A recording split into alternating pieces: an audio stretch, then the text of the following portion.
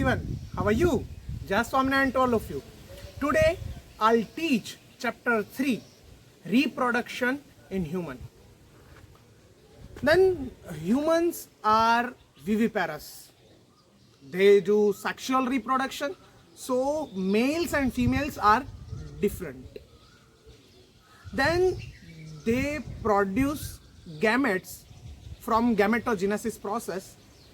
So समझते हैं human reproduction system को on my channel biology by Siddharth sir. Audio Jungle.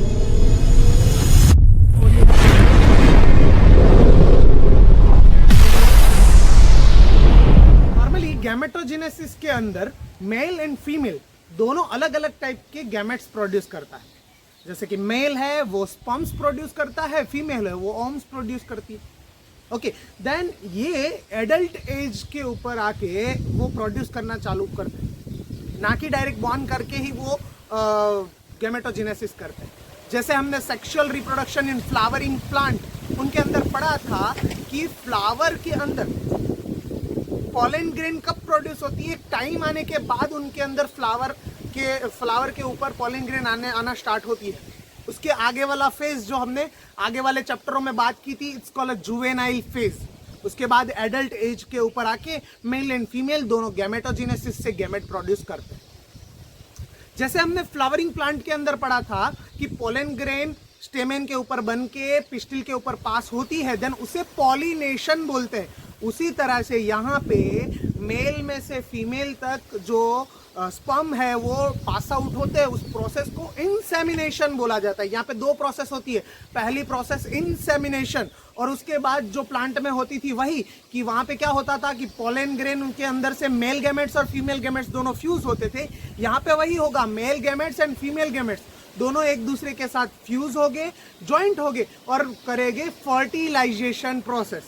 Okay, then इनके अंदर सबसे पहले हम समझते हैं male reproductive system. Okay, in human body, the male reproductive system is located in pelvic region. जो 11th में आप पढ़ के आए हो ह्यूमन बॉडी को, वहाँ पे pelvic region कहाँ पे आया हुआ होता था, उस रीजन के ऊपर नॉर्मली मेल रिप्रोडक्टिव सिस्टम आई हुई होती है. Okay, it contains pair of testis, उसके साथ साथ एक्सेसरीज डक्ट आई होती है, ग्लैंड्स आई हुई होती है और एक्सटर्नल जेनेटिया मतलब कि पेनिस आया हुआ होता है. उसके अंदर बारी बारी हम एक एक को समझते हैं. सबसे पहले हम समझते हैं टेस्टिस को. नॉर्मली टेस्टिस एब्डोमल कैविटी के आउटसाइड में आया हुआ होता है, बाहर की तरफ आया हुआ होता है, और वो एक कवर के अंदर, या तो हम बोल सकते हैं कि बैग लाइक स्ट्रक्चर के अंदर कवर्ड होते हैं, जिनको बोला जाता है स्क्रोटम. कवर को, बैग लाइक स्ट्रक्चर को बोला जाता है स्क्रोटम. और स्क्रोटम हेल्पफुल होता है कि बॉडी का जो इनर टेम्परेचर है उस टेम्परेचर से वो टेस्टिस को 2 to 3 डिग्री सेल्सियस उसे कम टेम्परेचर में रखता है.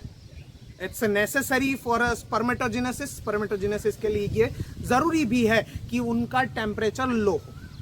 ओके, देन आगे हम बात करें कि ये टेस्टिस की, तो टेस्टिस वो नॉर्मली ओवल शेप में होते हैं. ओवल शेप में मीन्स कि उनकी जो विड्थ है वो विड्थ होगी 2 to 3 सेंटीमीटर और जो लेंथ है वो है 4 to 5 centimetre. Okay, normally testis के बारे में बात करें तो टेस्टिस के अंदर स्पर्म प्रोड्यूस होते हैं.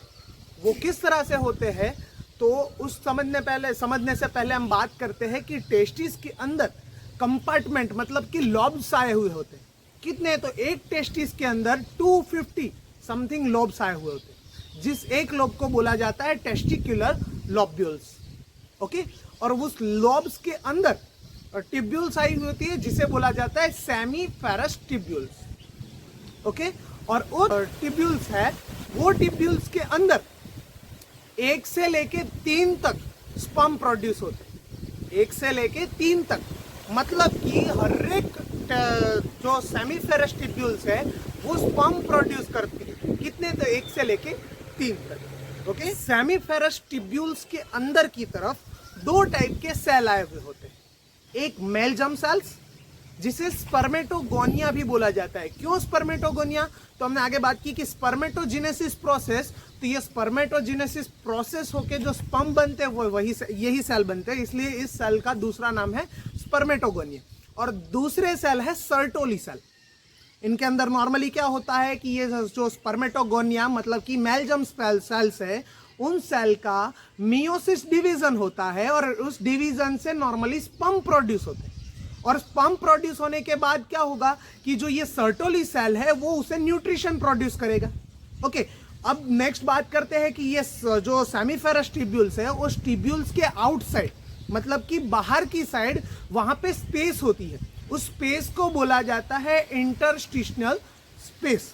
ओके, और उसी स्पेस के अंदर स्मॉल छोटी छोटी ब्लड वेसल्स भी आई हुई होती है और उसके साथ साथ सेल्स भी आए होते हैं। उस सेल्स को बोला जाता है लीडिंग सेल्स या तो बोला जाता है इंटरस्टिशियल सेल्स।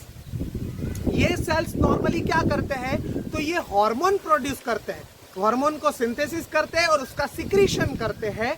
उस हार्मोन को बोला जाता है एंड्रोजन हार्मोन्स, जिसके बारे में आप चैप्टर 11th में चैप्टर नंबर 22 के अंदर आप थोड़ा बहुत पढ़ के आए हो और 10th के अंदर भी इसके बारे में थोड़ा बहुत आप पढ़ के आए हो। ओके, देन ये हार्मोन्स नॉर्मली क्या करता है कि इनके अंदर स्पर्मेटोजेनेसिस प्रोसेस होने के बाद स्पर्म के अंदर ऐड होके उनके अंदर हेल्पफुल होता है, जिसके बारे में आप आगे पढ़ चुके हो। तो ये चीज हमने समझी स्पर्मेटोजेनेसिस प्रोसेस। ये स्पर्मेटोजेनेसिस के अंदर अब स्पर्म प्रोड्यूस हो गए, किसके अंदर? सेमीफेरस ट्यूब्यूल्स के अंदर प्रोड्यूस हुए, मतलब कि टेस्टिस के अंदर स्पर्म प्रोड्यूस हुए। अब क्या होगा कि यहां से स्पर्म प्रोड्यूस हुए, यहां टेस्टिस के आगे ही एक नेट लाइक स्ट्रक्चर आया हुआ होता है जिसे बोलते हैं हम rated testis.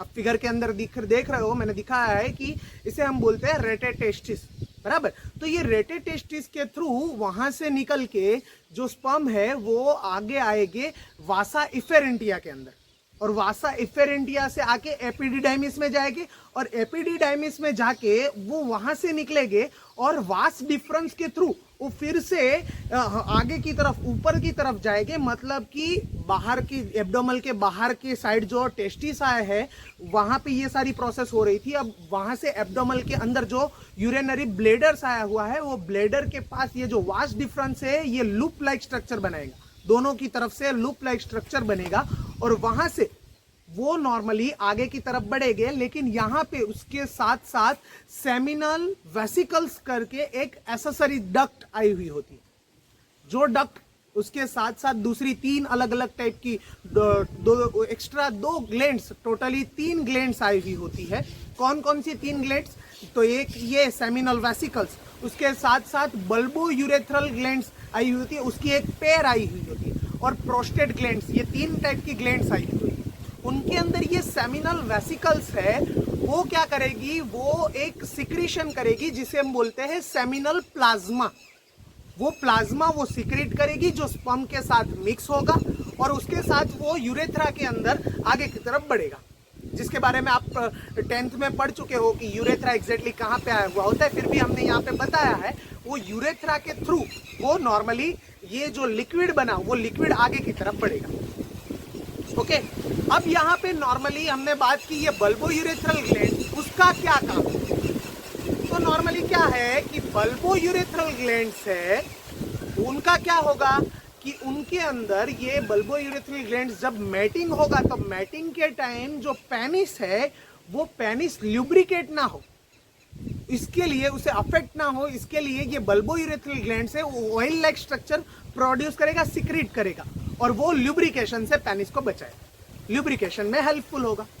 Okay, normally next बात करें कि इनके अंदर अब क्या होगा कि यहाँ पे पेनिस की हम बात करें तो नॉर्मली पेनिस एक हमने बात की थी एक्सटर्नल जिनेटिया की, वो पेनिस है जो इंसेमिनेशन प्रोसेस के लिए सबसे ज्यादा हेल्पफुल है। पेनिस की बात करें तो पेनिस का एंडिंग वाला पोर्शन, उससे सबसे आउटर एरिया, सबसे बाहर वाला एरिया, वो एंडिंग पोर्शन वो एनलार्ज होता है जिसे हम ग्लैंस पेनिस बोलते हैं। ओके, और उसके आगे एक स्किन आई हुई होती है जिसे हम नॉर्मली फोर स्किन बोलते हैं, बराबर।